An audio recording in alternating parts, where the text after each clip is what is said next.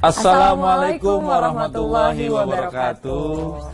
Pemirsa, apa kabar? Di sore santai ini kita berjumpa lagi dalam acara kesayangan kita, Berita Islami Masa Kini. Saya Tommy Kurniawan dan saya Zizi Syahab. Dan tadi sudah ada satu berita yang kita sampaikan.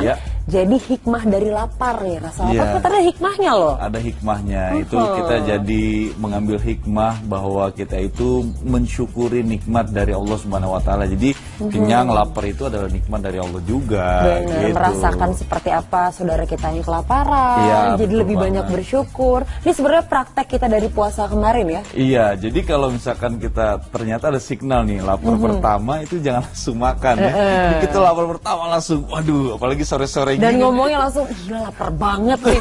Padahal belum ya. Lebihan ya. Iya benar-benar. Dan setelah ini kita punya pembahasan tentang nih untuk para orang tua nih, gimana sih caranya mengajari balita untuk bisa menghafal Al-Quran? Masya Allah, saya pingin banget Insya anak saya Allah jadi hafiz atau ini anak kita semua ya. Kita akan bahasnya nanti, jangan kemana-mana, tetap di Berita Islami Masa Kini.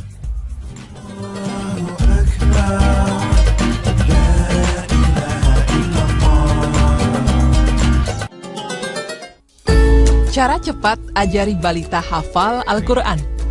Pemirsa beriman, mempunyai seorang anak merupakan keinginan setiap keluarga. Usia 0 hingga 5 tahun, ini merupakan masa keemasan bagi pertumbuhan seorang anak.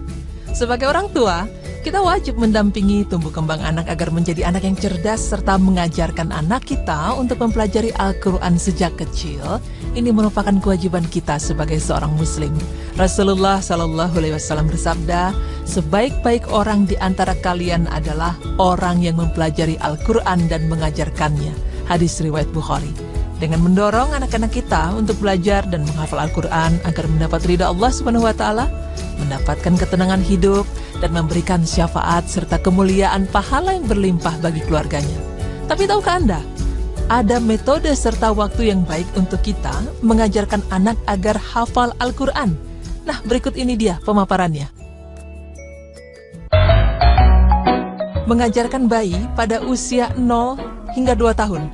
Usia 0 hingga 2 tahun adalah masa di mana anak bisa kita bentuk untuk menjadi pribadi yang kita inginkan.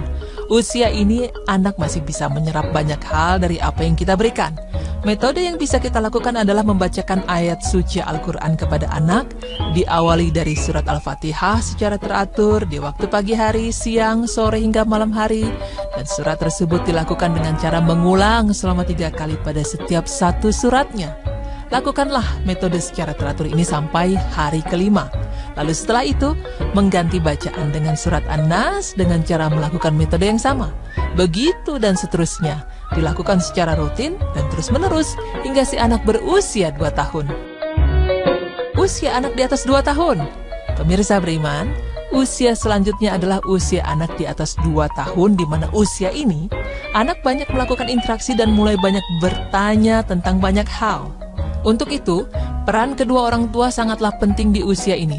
Namun metode yang bisa kita lakukan adalah dengan mengenali bakat anak dan melihat hal yang dia suka untuk kita bisa kembangkan menjadi sebuah metode pembelajaran.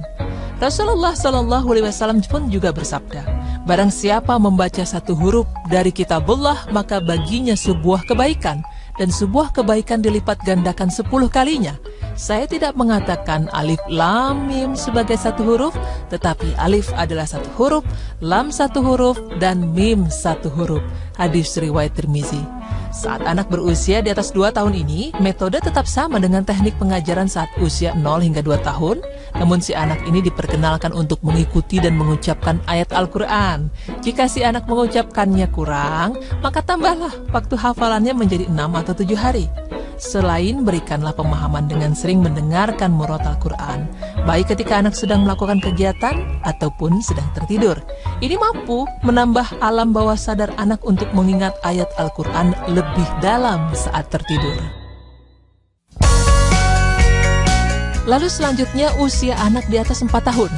Di usia ini anak sudah mampu melakukan banyak hal. Maka mengajari anak di usia yang sudah mencapai 4 tahun mungkin berbeda dengan usia 0 sampai 4 tahun. Anak mulai banyak bertanya tentang banyak hal, maka pemahaman kita pun harus benar dan bijaksana. Metode selanjutnya yaitu dengan mulai mengatur konsentrasi dan waktu anak untuk menghafal serius. Mengajarkan anak untuk melakukan murojaah sendiri dengan mengulang kata per kata dimulai dari kitab Iqra terlebih dahulu. Lalu anak disuruh untuk menghafalnya sendiri. Tidak lupa juga agar kita memberikan motivasi dan semangat anak agar tetap terjaga. Lakukanlah menghafal 3-4 kali dalam sehari. Rasulullah SAW bersabda, orang yang mahir membaca Al-Quran bersama malaikat yang mulia lagi taat. Adapun orang yang membaca Al-Quran dengan terbata-bata dan berat atasnya, maka baginya 2 pahala. Sahih Bukhari dan Muslim. Pemirsa beriman, tidak hanya mengajarkan bagaimana anak agar bisa membaca, namun yang perlu kita perhatikan pula adalah bagaimana anak mampu menjaga hafalannya dan mengamalkannya. Lakukan metode terhadap anak agar senantiasa mengulang hafalan secara teratur, mendengarkan murotal, mentadaburi dan menghayati makna yang terkandung di Al-Quran. Selain itu memberikan pemahaman terhadap anak agar menjauhi maksiat dan mendidik mereka agar belajar melakukan ibadah sholat, mengajak pergi ke masjid dan memberikan contoh kebaikan berdasarkan syariat agama. Pemirsa beriman, suasana senang dan membahagiakan merupakan kunci anak untuk mengingat dan menghafal Al-Quran. Dengan demikian, anak akan mempelajari Al-Quran dengan perasaan cinta dan keterikatan terhadap Al-Quran. Tidak memaksa anak kecuali dengan alasan, misalnya, watak anak pemalas. Lakukan kegiatan dengan cara menyenangkan dimulai dengan ayat-ayat yang mudah difahami, serta melakukan secara berulang-ulang dengan keteladanan dan motivasi untuk anak. Rasulullah SAW bersabda, bacalah Al-Quran, sesungguhnya dia akan datang di hari kiamat sebagai pemberi syafaat bagi yang membacanya. Hadis riwayat Muslim. Maka ajarilah anak kita untuk bisa membaca Al-Quran, serta menghafalnya dan mengamalkannya, agar kelak menjadi penyelamat kita di dunia maupun akhirat. Dan semoga pemaparan tadi dapat menambah pemahaman kita serta keimanan kita terhadap Allah Subhanahu wa Ta'ala. Amin ya Rabbal Alamin.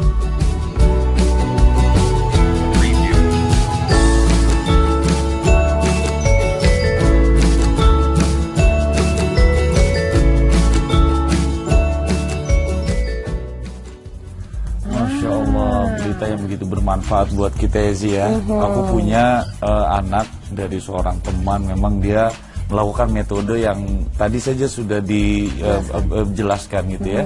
Dan sampai sekarang usianya sudah hampir 4 tahun. Dan dia kalau murojaah itu ayat-ayat Quran. Lancar ya? Lancar itu, Masya Allah. Udah hafal juz 29 sampai juz 30. Ah, luar biasa. Masya Allah, hampir 4 tahun usianya. Jadi memang intinya sih orang tua juga harus ikut serta nih. Didikte ya, bahasa didikte, diajak sambil main mungkin, dikasih games gitu, supaya anak ini juga semangat belajarnya.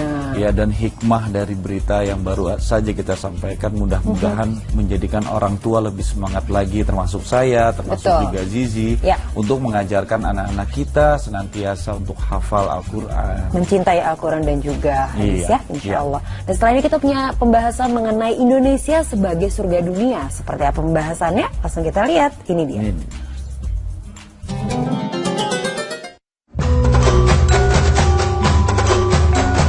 Indonesia sebagai surga dunia. Pemirsa beriman, dunia di mana kita hidup sekarang merupakan anugerah tak terhingga dari Allah. Keindahannya tidak terkira, merupakan bukti dari firman Allah Ta'ala yang artinya, dan tidaklah kami menciptakan langit dan bumi dan apa yang ada di antara keduanya, melainkan dengan benar-benar. Quran Surah Al-Hijr ayat 85. Keindahan alam ciptaan Allah tersebar luas di setiap penjuru dunia, tidak terkecuali di negara kita tercinta, Indonesia. Banyaknya persoalan dan pandangan negatif di negeri ini memang mempengaruhi citra Indonesia di mata masyarakat dunia. Namun, jika kita melihat lebih seksama, akan kita ketahui bahwa sejatinya Indonesia adalah negeri sangat kaya, dan tak sedikit yang beranggapan kalau Indonesia adalah surga di dunia. Ada banyak bukti terkait hal tersebut, di antaranya terdapat lebih dari 17.000 pulau, di mana lebih dari 9.000 pulau tersebut belum diberi nama dan 6.000 sisanya merupakan pulau yang tidak berpenghuni. 3 dari 6 pulau terbesar di dunia ada di Indonesia, yaitu Kalimantan, Sumatera, dan Papua. Indonesia juga terkenal sebagai negara maritim terbesar di dunia dengan luas perairan mencapai 93.000 km dan panjang pantai sekitar 81.000 km atau hampir 25% panjang pantai di dunia. Di antara ribuan pulau tersebut, bahkan terdapat satu pulau dengan kadar oksigen terbaik kedua di dunia bernama Pulau Giliang yang berada di wilayah Kecamatan Dungkek, Kabupaten Sumeneb, Provinsi Jawa Timur.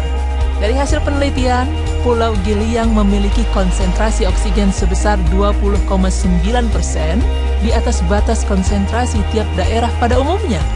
Tak hanya gugusan pulau yang membentang dari barat hingga timur, keindahan Indonesia lainnya akan kami paparkan setelah jeda pariwara. Tetap di Berita Islami Masa Kini.